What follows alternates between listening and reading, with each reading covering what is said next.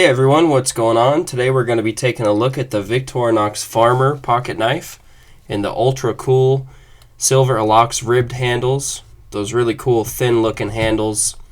Now what this review is going to basically be is just my opinion of the knife. I'm just going to go over some of the tools and show you what I've used them for. It's not scripted or anything like that. I don't have a printout to follow along with, so this is just kind of my style and it's how I'm going to do my review. So first off, let's take a look at the weight of the knife. Let me pull out the scale here and show you that. Let me zero it out. Now the weight of the Farmer is about 3 ounces, so it's relatively lightweight. Not extremely lightweight, but relatively lightweight. And for size measurements, I'll go ahead and just do that for you. You're looking at about, I'd say, 3.75 inches long. The width, probably about ½ an inch long. And the other measurement for the width, it's about, well, let's do this. It's probably about 3/4 of an inch wide this way. So it kind of gives you an idea for the size and the weight of the knife. But let's go ahead and go over the tools. Now for starters, you've got your typical bottle and can opener. These are pretty much the same on many different Victorinoxes, so there's not a whole lot to say about this one except for the fact that it does work. I've used it many times on several Victorinox models and opened tons and tons of cans, so definitely works real well. And this portion of the bottle opener, the sharp portion, stays sharp for a long time, so you can open lots of bottles with it, lots of cans. It does come with a standard flathead screwdriver. Again, these are really sturdy. I find that you can use them for years and years, and as long as you don't abuse them, they work really well. Now on this blade, or excuse me, not blade, but on this tool, it does come with a wire stripper down here on the bottom portion of that screwdriver. Now, to be honest, I've found that does not work very well as a wire stripper alone. I've tried to strip wires several times with it, and it's kind of hard to do. What I would recommend you do first is possibly take out your knife, your blade, and cut around the insulation of the wire first.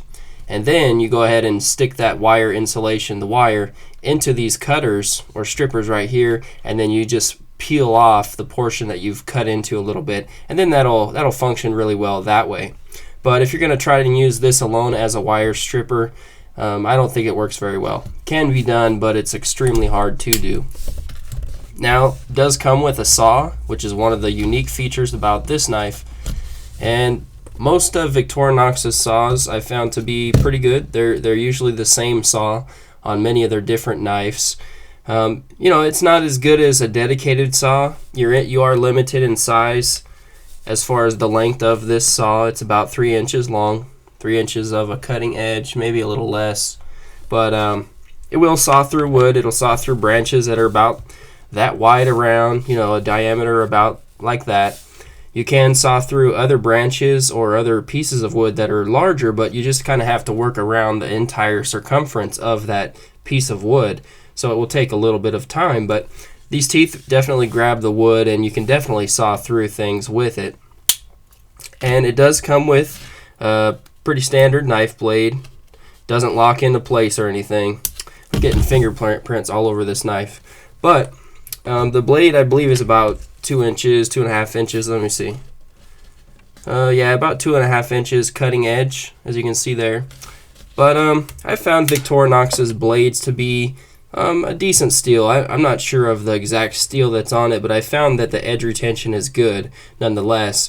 For cutting cardboard and paper and food prep and things like that, I found that your edge is going to hold pretty well. But if you get into any harder cutting tasks like wood or some things like that, you will experience the edge dulling pretty quickly and also possibly chipping out or rolling out on you. So definitely not a hard use blade. It doesn't lock into place, so just keep that in mind. But for general EDC tasks like cutting open boxes and food prep, things like that, works really well. Now the unique feature about this Farmer model is actually that it comes with a Reamer. Now, what this basically does is it gives you a completely balanced hole. If you wanted to dig a hole into something, let's say you're working with metal or wood, and I found that this works really good on wood. I've never used it on metal, so I don't know what other materials you can use it for.